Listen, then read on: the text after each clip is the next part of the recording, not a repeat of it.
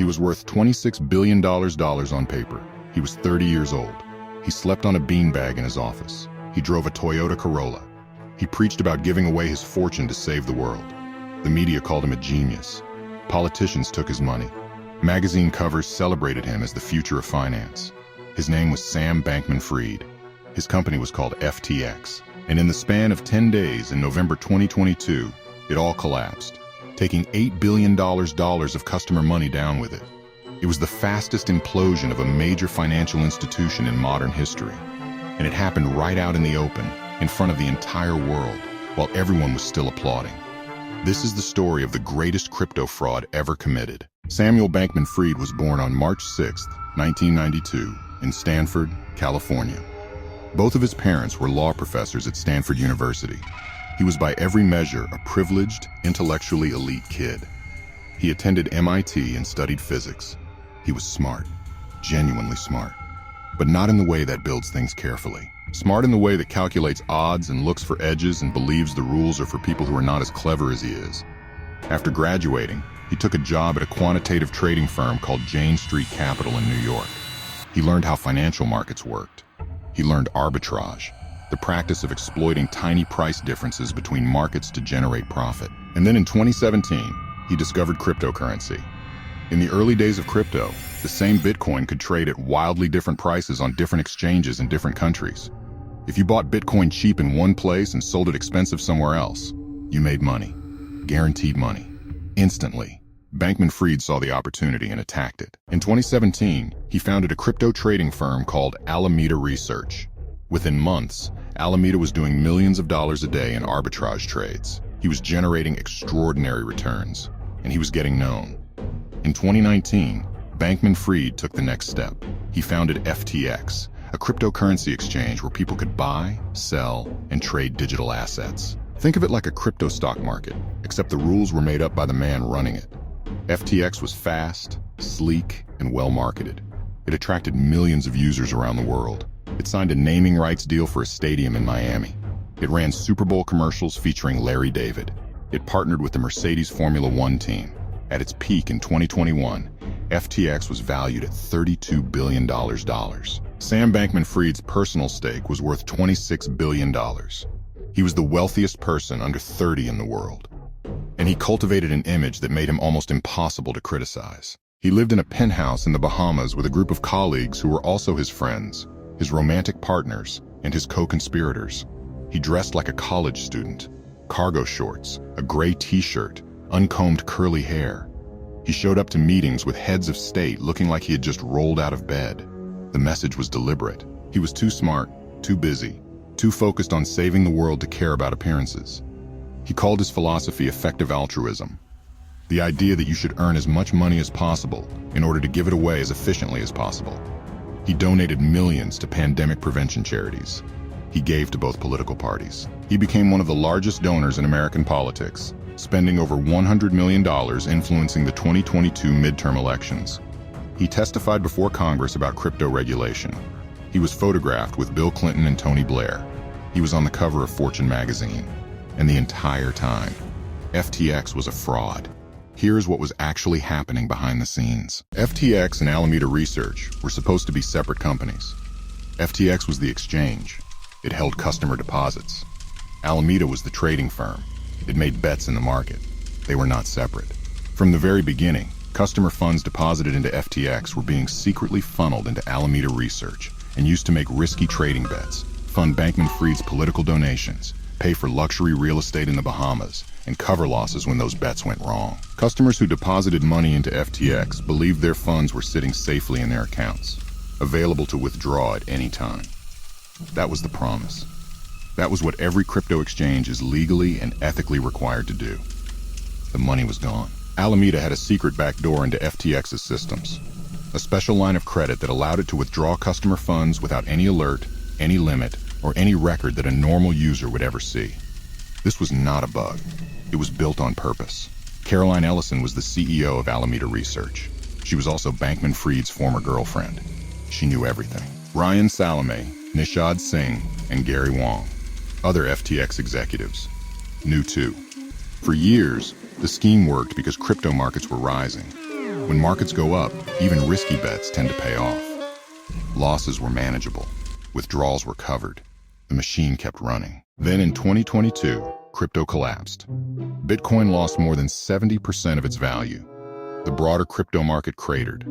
Alameda's trading positions were underwater. The losses were enormous. And the customer funds that had been used to cover them were simply gone.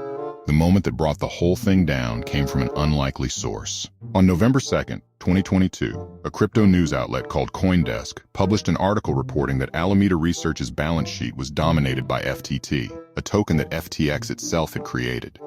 In other words, Alameda's main asset was essentially magic internet money invented by its sister company. It was a circular house of cards. The CEO of Binance, the world's largest crypto exchange and an early FTX investor, saw the article. His name was Changpeng Zhao, known as CZ. He announced on Twitter that Binance would be liquidating its entire position in FTT tokens, worth hundreds of millions of dollars. That single tweet triggered a bank run. FTX users rushed to withdraw their funds. In the first 72 hours, they attempted to pull out $6 billion. FTX did not have it. The exchange froze withdrawals. The FTT token collapsed. The $32 billion valuation of FTX evaporated almost overnight. Bankman-Fried scrambled to find emergency funding. He called every major investor he knew. He called Binance, the very company whose tweet had started the collapse, and asked CZ to acquire FTX. CZ looked at the books, turned, and walked away. There was no rescue. On November 11th, 2022, FTX filed for bankruptcy. Bankman-Fried resigned as CEO. The new CEO brought in to manage the bankruptcy was John Ray III, the same man who had managed the Enron bankruptcy 2 decades earlier. After reviewing FTX's books, Ray said he had never in his career seen such a complete failure of corporate controls. No real accounting, no list of bank accounts, no record of assets, loans to executives that were simply never repaid. He called it unprecedented. $8 billion in customer money, gone. On December 12th, 2022, Bahamian authorities arrested Sam Bankman-Fried at his penthouse apartment in Nassau at the request of the United States government. He was extradited to the United States and released on the largest bail bond in American legal history, $250 million, secured by his parents' house. His former colleagues cooperated immediately. Caroline Ellison, Ryan Salame, Nishad Singh, and Gary Wang all pleaded guilty and agreed to testify against him. The trial began on October 3rd, 2023. Ellison's testimony was devastating. She told the jury that Bankman-Fried had directed her to use FTX customer funds to repay Alameda's debts, that he had known about the arrangement from the start, that the fraud was not an accident or a miscalculation. It was a decision he made and continued to make for years. Bankman-Fried took the stand in his own defense. He claimed he had not known the full extent of what was happening. He blamed his co-executives. He said it was all a terrible management failure, not a criminal one. The jury did not believe him. On November 2nd, 2023, Sam Bankman-Fried was found guilty on all 7 counts of fraud and conspiracy. On March 28th, 2024, Judge Lewis Kaplan sentenced him to 25 years in federal prison and ordered him to forfeit $11 billion. At 32 years old, Sam Bankman-Fried will be in his mid-50s before he is eligible for release. Caroline Ellison received a 2-year sentence in recognition of her cooperation. The victims, millions of ordinary people around the world who had deposited their savings into FTX, are still in the process of recovering funds through bankruptcy proceedings. Some have received partial repayments. Many are still waiting. And from prison, Sam Bankman-Fried continues to insist he is innocent. He is appealing his conviction. He has filed a pardon request. The world he built collapsed in 10 days. The investigation took a year. The trial lasted a month. And the people who lost their money, some of them everything they had, are still living with the consequences every single day. The FTX story is the story of what happens when an industry operates without rules. Crypto in 2021 was the Wild West. No federal oversight, no deposit insurance, no audits, no transparency requirements. Just a promise from a man in cargo shorts that your money was safe. Sam Bankman-Fried understood that absence of oversight better than anyone. He exploited it masterfully. He used the language of ethics and altruism as a shield. He used political donations as armor. He used media access and celebrity friendships as credibility. And when it collapsed, The people who lost the most were not the hedge funds or the venture capitalists who had done their due diligence and moved on. They were the ordinary people who believed the Super Bowl commercial, who trusted the stadium with his name on it, who saw Larry David and thought, "This must be legitimate." That is always who gets hurt. Not the insiders, not the celebrities, not the politicians who took the donations and never gave them back. The people who get hurt are always the ones who trusted too much in a world that did not deserve their trust. That is the story of Sam Bankman-Fried and FTX, the man who promised to save the world and stole it instead. If this story made you think twice about where your money is and who is holding it, check the link in the description. Protecting your financial identity has never been more important than right now. Subscribe to Dark Ledger. Every week we go deeper on the crimes, the frauds, and the scandals that shaped the modern world.